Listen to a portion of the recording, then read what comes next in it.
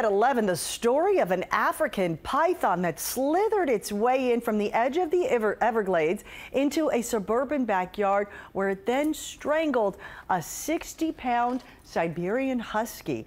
Wildlife officials are getting reports of more of these snakes being seen in the area. CBS 4's Brian Andrews is live for us in far west Miami-Dade with an alert, really, for pet owners. Brian, what'd you find out?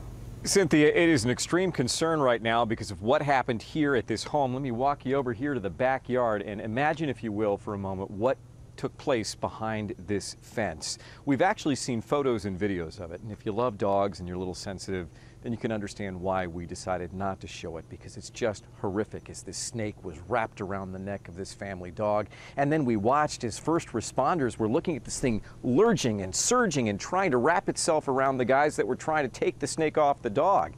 And now it would appear we have a real snake problem out here. This big snake killed a big dog this month. It's a North African rock python, said to be 11 feet long. Its victim, a 90-pound Siberian Husky named Duke.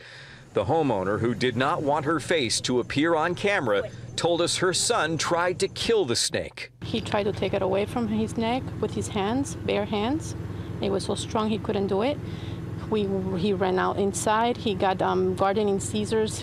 He tried to cut it off, and that didn't work. The Florida Fish and Wildlife Conservation Commission says there have been numerous sightings of these snakes in this West Miami-Dade neighborhood. We do know that there is a colony of these African rock pythons concentrated in about a 6 square mile area in southwest Miami-Dade County.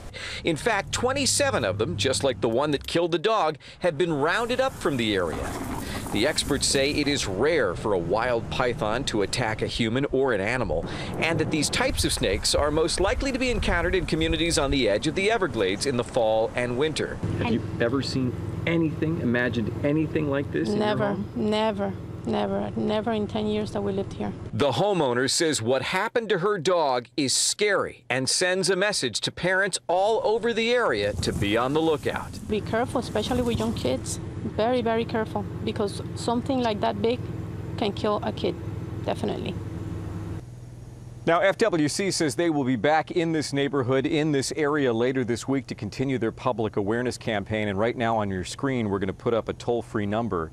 The number you see right now, that 888 number, is the number you can call if you encounter a python in your backyard to get an immediate response from the FWC. And if you didn't have a chance to write it down, don't worry.